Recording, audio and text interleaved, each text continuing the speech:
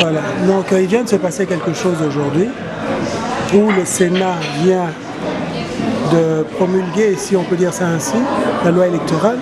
Quelle est votre position personnelle et puis la position du MLC par exemple? Merci beaucoup pour être venu aujourd'hui pour qu'on puisse échanger sur le sujet, mais en réalité, la loi électorale n'a pas été promulguée au niveau du Sénat, il y a eu simplement une modification, donc un amendement d'un des articles de la loi. Vous savez que le Sénat est un organe de rélecture des textes et donc de la loi de notre pays. L'article 8 a été modifié, ce qui est important de retenir, ça veut dire qu'on a supprimé le volet concernant l'obligation de recensement des personnes, donc des Congolais, par rapport aux élections qui devraient se dérouler. Donc le calendrier électoral ne va pas inclure en son sein l'obligation d'un recensement national. C'est ce qui est important à souligner. Le point de vue du MLC est simple. Nous sommes satisfaits que déjà au niveau de cette chambre, le Sénat, que les sénateurs puissent s'opposer à faire passer la loi comme elle a été initialement introduite par M. Bochab, donc le vice-premier ministre en charge de l'Intérieur. Ça implique quoi?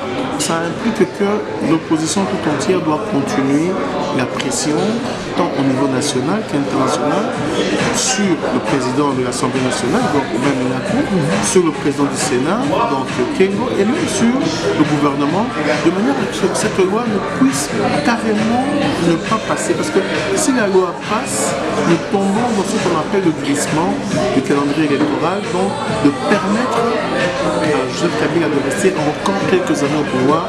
Cela peut aller vers 2020-2021 et je crois que le peuple congolais n'est pas prêt à supporter encore que Kabila reste au pouvoir sans légitimité. Voilà le point de vue du MLC. Et mon point de vue personnel en tant qu'acteur politique, je suis totalement inscrit dans le sens de faire bouger les choses pour que Kabila ne puisse plus rester à la tête de notre pays parce que d'abord il a épuisé les mandats légaux qui lui ont été accordés, même par la tricherie. Vous savez que Moïse Katumbi, qui est un cadre de la majorité, s'est exprimé aussi clairement à ce sujet. Aujourd'hui, le monde entier et tous les Congolais savent que Joseph Kabila n'avait jamais gagné les élections en 2006 face à Jean-Pierre Bemba, n'avait jamais gagné les élections en 2011 face au président de l'UDPS, Etienne Tshisekedi. Donc nous ne pouvons pas accepter qu'il puisse rester. C'est ça mon combat, c'est aussi le combat de la majorité des cadres de mon parti et de l'opposition tout entière. Qu'est-ce que vous pouvez dire lorsqu'on dit que l'opposition n'existe pas au Congo? Non, ça c'est l'usage de la majorité pour affaiblir l'opposition aux yeux des Congolais.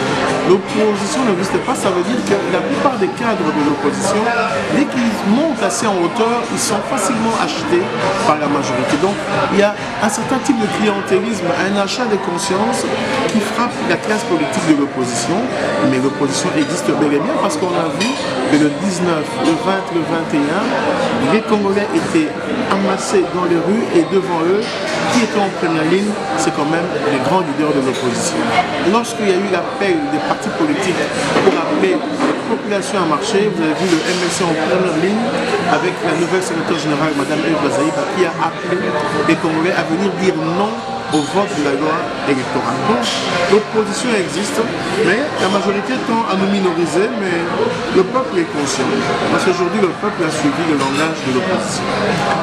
Un mot peut-être pour la population congolaise, que dit Jean-Jacques Mungani aux Congolais?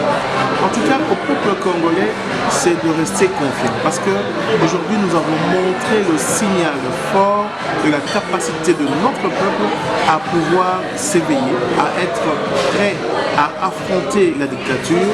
Et je pense que ce n'est pas fini.